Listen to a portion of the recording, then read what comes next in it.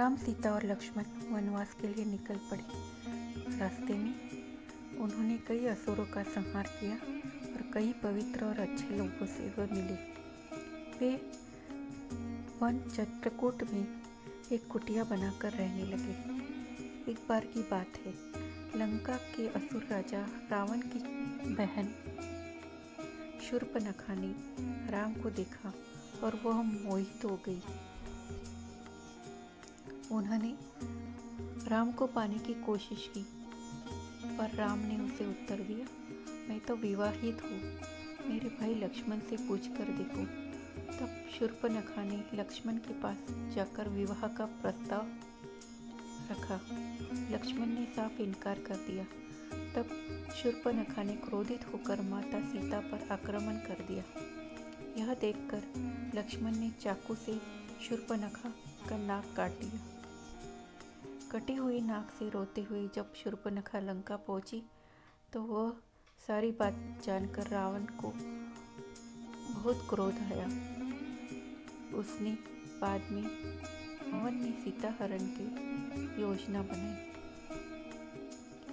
योजना के तहत रावण ने मरीच राक्षस को चित्रकूट की कुटिया के पास एक सुंदर हिरण के रूप में भेजा और मारीच को माता सीता ने देखा तो उन्होंने श्री राम से उस हिरण को पकड़ के लाने को कहा। सीता की बात को मानकर राम उस हिरण को पकड़ने उसके पीछे पीछे गए। लक्ष्मण को आदेश दिया कि वो सीता को छोड़कर ना जाए। बहुत पीछा करने के बाद राम ने उस हिरण को बाण से मारा। जैसे ही राम ने बाण हिरण बने मारीच को लगा, वह अपने असली राक्षस रूप में आ गया और राम की आवाज़ में सीता और लक्ष्मण को मदद के लिए पुकारने लगा। सीता ने जब राम की आवाज़ में उस राक्षस का विलाप देखा तो वह घबरा गई और उसने लक्ष्मण को राम की मदद के लिए वन जाने को कहा। लक्ष्मण ने सीता माता को कुटिया की चारों ओर लक्ष्मण रेखा से सुरक्षित किया और वह राम की खोज में वन में चले गए।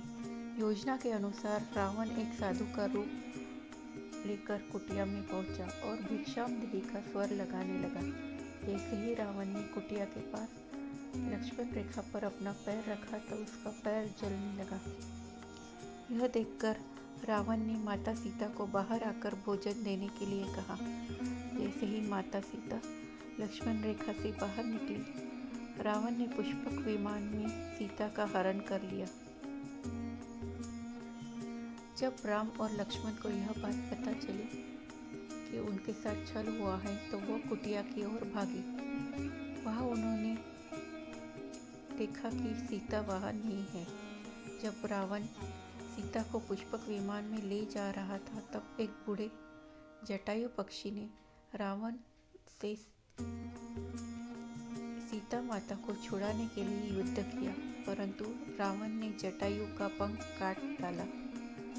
जब राम और लक्ष्मण सीता को ढूंढते हुए जा रहे थे तो रास्ते में जटायु का शरीर पड़ा था और वह राम राम विलाप कर रहा था। जब राम और लक्ष्मण ने उनसे सीता के विषय में पूछा तो जटायु ने उन्हें बताया कि रावण माता सीता को उठाकर ले गया और यह बताते बताते ही उसकी मृत्यु हो गई।